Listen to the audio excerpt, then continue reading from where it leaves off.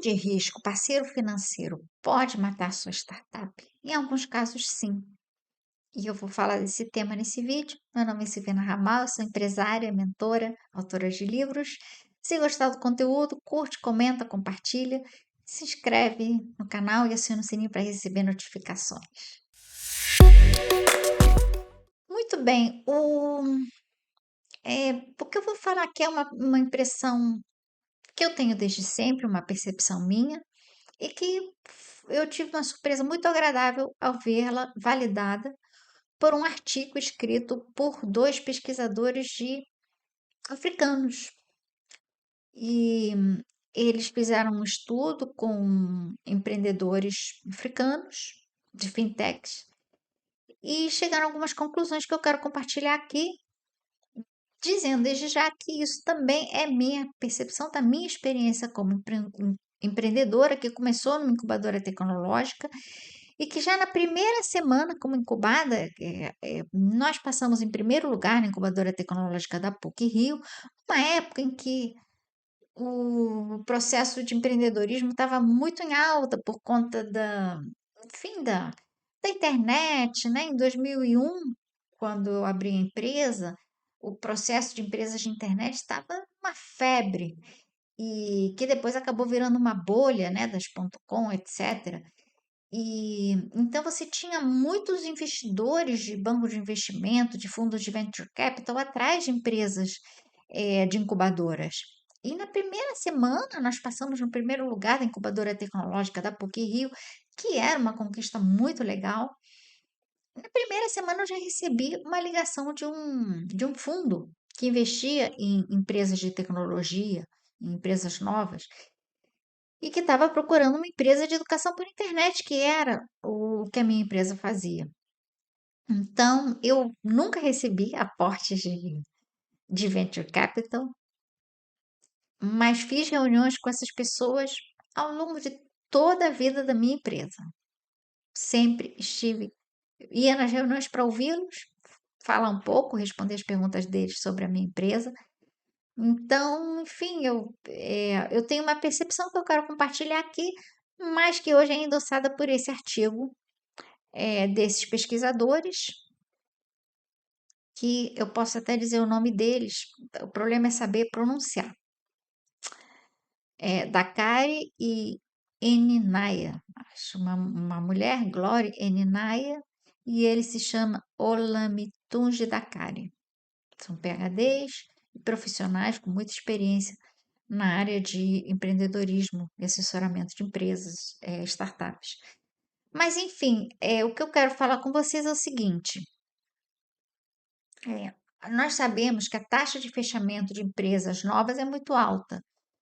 Poucas empresas se mostram longevas, superam a barreira dos 5 anos e continuam para mais de 10, 15 anos. Nos Estados Unidos, por exemplo, só 25% das empresas que abrem sobrevivem mais do que 15 anos. E o que esses pesquisadores trazem é que o aporte de capital muitas vezes pode diminuir a longevidade da empresa. E o que mostra que, enfim, nem sempre ele é positivo. E por que não, né? Quais são os problemas que existem com a questão do investidor financeiro? Em primeiro lugar, a busca por capital toma muito tempo do empreendedor. Quando eu estava na incubadora e recebi essa primeira ligação com uma semana de existência da empresa, nós fomos convidadas com a minha sócia para fazer reuniões e eles pediram relatórios, pediram para ver o plano de negócios, pediram para fazer mudanças no plano, pediram para pensar cenários. A gente fez sem exagero, umas 6 reuniões. Cada reunião dessas nos exigiu muita preparação. E foi muito tempo. Quando finalmente, e eles estavam dispostos a comprar um pedaço da empresa, quando finalmente veio a proposta financeira, era muito baixa. Nós consideramos que não era vantajosa para nós. E, e aí eu percebi o tempo que eu tinha perdido antes de ouvir a proposta, e eu prometi para mim mesma que eu não ia mais investir tanto tempo em investidores que eu ia focar meu tempo em clientes. E eu cumpri essa promessa para mim mesma, porque eu todos os dias ia visitar clientes, como ficou a minha apresentação e tal. E eu achava muito interessante porque muitos vizinhos da incubadora, quando eu ia procurar clientes, eles iam procurar investidores. E da mesma forma que eu comemorava obter um cliente, eles comemoravam obter investidor. E isso é uma coisa que os pesquisadores falam, né? Que muito mais do que comemorar a validação de um investidor para o seu negócio, seria importante você validar, você comemorar a validação do mercado, do cliente. E então eles falam muito, né, dessa necessidade de investir tempo e energia. E aí uma coisa que eu acrescento também é a questão da liberdade, porque quando você não tem investidor, você não precisa negociar com mais pessoas a mudança de rumo. A minha empresa mudou várias vezes, de rumo, porque nós começamos sendo puramente uma empresa que fazia cursos para a internet. Na época, 2001, o cliente de varejo, o consumidor final, nem tinha essa visão de estudar por internet. Então, nosso público foi muito de empresas. A gente ia visitar muitas empresas e nós produzimos sem número, centenas de cursos, digitalizamos, né, todos os programas de formação das empresas.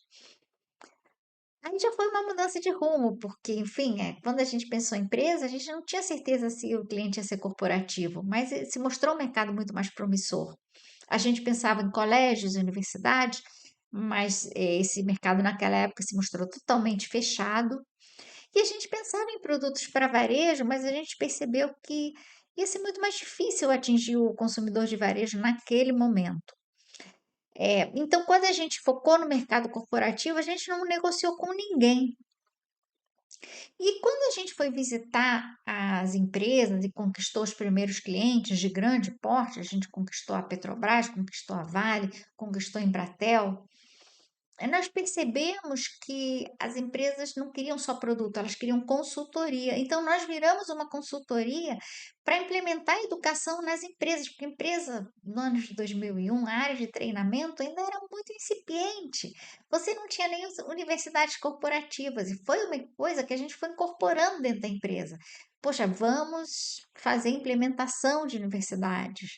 Vamos fazer projetos pedagógicos para essas universidades, porque a gente tinha o capital intelectual dentro da empresa para fazer isso. E aí a gente acabou virando uma empresa de consultoria. Isso numa incubadora tecnológica, nossa, é uma coisa muito feia. Todo mundo torce o nariz para consultorias. Por quê? Porque normalmente nos ambientes de incubadoras, você quer empresas que tenham capacidade de ganhar escala, né? O scale up, agora eles falam em inglês. Mas na época eles tracionar, você tinha que ganhar escala. E consultoria não é muito escalável, né? Então, quando eu virei consultoria, os fundos de venture capital passaram a ter muito menos interesse em mim. Era só a gente falar que era consultoria que eles torciam o nariz. E até recentemente eu fui convidada para participar de um processo, uma banca de incubadora, e que, enfim, sempre me dá muita saudade, né? Sempre da época que eu estava lá concorrendo para entrar na incubadora, aí eu estava na banca, e aí o responsável pela incubadora me disse: consultorias não são aceitas. Eu pensei, caramba, eu não ia passar no processo. Mas eu fui muito bem sucedida, assim, minha empresa teve sucesso, teve uma carteira de clientes enorme, e então, assim, novamente, eu só pude me transformar em consultoria ou ter uma área de consultoria porque eu não tinha nenhum investidor, não sei como é que um investidor de risco iria ver esse movimento estratégico. Finalmente, a gente virou uma consultoria em educação corporativa e gestão da mudança. A gente acabou colocando a área de gestão da mudança dentro do nosso portfólio. E aí a gente fazia um monte de coisas que iam desde mapeamento de competências, projeto de universidades corporativas, até avaliação de competências, produzíamos todo o conteúdo online. A gente acabou fazendo muita coisa presencial, porque os clientes começaram a falar: Poxa, você pode fazer, eu tenho um programa, mas ele é presencial. Você faz? Claro, fazemos. Porque a internet é só um meio. A competência pedagógica estava dentro da empresa. A gente fez presencial, fez híbrido. A gente mesmo propunha para o cliente, né? Pô, híbrido, coloca um pouquinho na sua rede interna, mas depois leva para a sala de aula esse pedaço aqui que vai ser mais efetivo. Depois, quando você teve a questão do treinamento on the job, né, que é a pessoa treinar no próprio posto de trabalho, a gente também trabalhou muito com isso. Então, enfim, a gente ampliou muito o leque, e porque a gente tinha muita liberdade, porque era minha sócia e eu que decidíamos o que que a empresa ia ou não fazer. E eu sempre me pergunto como teria sido se a gente tivesse tido um sócio capitalista. Então é isso, eu acredito que o sócio capitalista ele tira muito da energia e do foco do empreendedor, porque ele precisa focar em conseguir esse sócio. Às vezes, quando o sócio entra num momento muito inicial da empresa, o empreendedor negocia muito mal, ele acaba recebendo pouco, ele pode receber pouco, pode assumir uma parte grande do risco, e ele pode perder liberdade que ele teria para fazer a empresa dele crescer, deslanchar e trazer ótimos resultados. E existe uma estatística interessante sobre os investidores de risco que eu li num artigo brasileiro, numa revista, nada muito científico, acadêmico, mas eu acredito que tem dados fidedignos. E eles diziam o seguinte, que a estatística desses fundos de venture capital é o seguinte, eles sabem que 78% das empresas onde eles investem vão fechar, ou vão falir, ou vão virar o que eles chamam de walking dead, que é uma empresa que fica estagnada e que acaba perdendo atratividade para novas rondas de investimento, porque como ela não consegue dar outros saltos de crescimento, ela não pode mais receber aporte e fica lá num canto sem crescer e sem acontecer nada. Então, eles sabem que somente 1% das investidas por eles tem potencial para virar o que a gente chama de unicórnios, que são empresas que conseguem atingir um valor de mercado superior a US$ 1 bilhão. Bilhão, tá? Não é milhão. E o próprio nome unicórnio vem de ser uma coisa muito rara, né? E então, assim, o investidor de risco já lida com a alta probabilidade de mortalidade ou de perda de interesse da sua empresa para ele. Então, na verdade, ele não está se importando muito se você vai sobreviver, se você vai ter sucesso, se você vai se escalar, porque a perda dele com você já está contabilizada, já tá precificada, né? E ele também tem zero apego ao seu negócio. Ele vai investir em muitas empresas. Ele só está querendo descobrir quais são aquelas pouquíssimas que vão garantir o retorno dele, do investimento dele. E é o papel dele como investidor, não tem nada de errado nisso. Agora, a questão é que talvez ele te pressione muito. Ele vai pressionar porque ele precisa ter o retorno em determinado tempo, um retorno X, que justifique o investimento dele, e às vezes o ciclo do seu negócio, ou até o seu ciclo de aprendizagem como empreendedor ou de amadurecimento, vai ser maior, vai ser em outro ritmo, e aí você pode acabar tendo problemas com ele. Problemas de diálogo, problemas de entendimento, problemas de que ele não está atingindo as metas dele, problemas de que ele precisa te pressionar mesmo por resultados. E tudo isso pode levar ao seu negócio ter menos sucesso do que ele teria como potencial, ou talvez você assinou um acordo que vai diluir sua participação como sócio e você vai ser diluído de acordo com as metas que você não atinja de resultado. Enfim, tudo isso é muito complexo, eu posso falar isso em outros vídeos, mas o importante é você saber que se expor à pressão de um investidor de risco, pressão por resultados, pressão por performance, enfim, pode acabar afetando o próprio sucesso do seu negócio. E você precisa pensar em tudo isso antes de sentar numa mesa com um investidor de risco. É, outra coisa é que você precisa pensar se o seu perfil de negócios, o seu perfil de produto ou serviço se adapta a essa escalabilidade esperada para uma empresa que precisa ter duas, três rodadas de investimento, um dia abrir capital ou ser absorvida por uma empresa grande, porque nem sempre você vai ter esse perfil. Eu tenho um amigo que trabalha há muitos anos no mercado financeiro e ele disse que tinha uma piada interna lá entre os operadores de bolsa que eles gostavam de algumas marcas de cerveja artesanal e eles brincavam, puxa, tomara que a Ambev não compre essa cerveja artesanal, E ele dizia o seguinte, que determinada cerveja artesanal tem um processo de produção que o nome já diz, é artesanal. E esse é o grande charme, é a grande qualidade dela. E às vezes, ao ser comprada por uma empresa que tem processos muito industriais, poderia acontecer, eu não conheço por dentro os processos de produção da Ambev, tá? Estou falando muito, repetindo o que ele me disse, que era a piada deles, que eu nem sei até onde se baseia em dados reais. Mas é fato que se um produto muito artesanal vai entrar num processo industrial, pode ser que ele perca a qualidade. Isso vale para produtos ou serviços que precisam de um atendimento muito personalizado. Por exemplo, eu vejo isso um pouco na área de educação. Existem certas facetas da educação que precisam ser muito personalizadas para cada indivíduo. Isso não tem como ser escalado. Então, não é todo produto ou serviço educacional que pode ser escalado.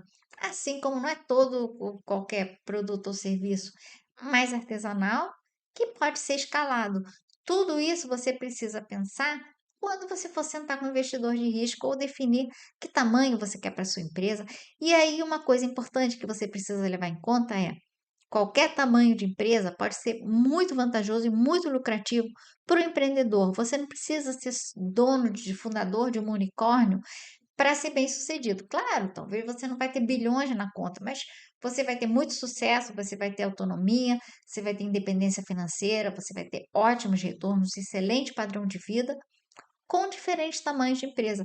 Você está falando com uma empreendedora que não teve sócio capitalista e que teve muito sucesso e, enfim, conseguiu ganhar muito bem.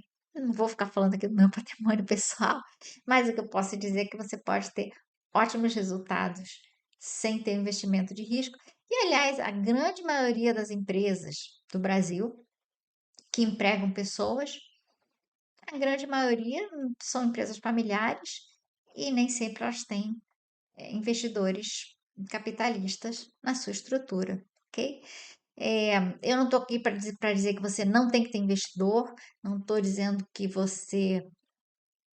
isso é sempre negativo, você vai ter N casos de sucesso, eu só estou dizendo que você analise com muito cuidado como você tem que analisar todas as outras características do seu negócio antes de, enfim, tomar esse tipo de decisão, ok? Eu sou Silvana Ramal, empresária, mentora, autora de livros. Se gostou do conteúdo, curte, comenta, compartilha. Se inscreve no canal e aciona o sininho para receber notificações. Muito obrigada por ficar até aqui comigo no vídeo e até o próximo.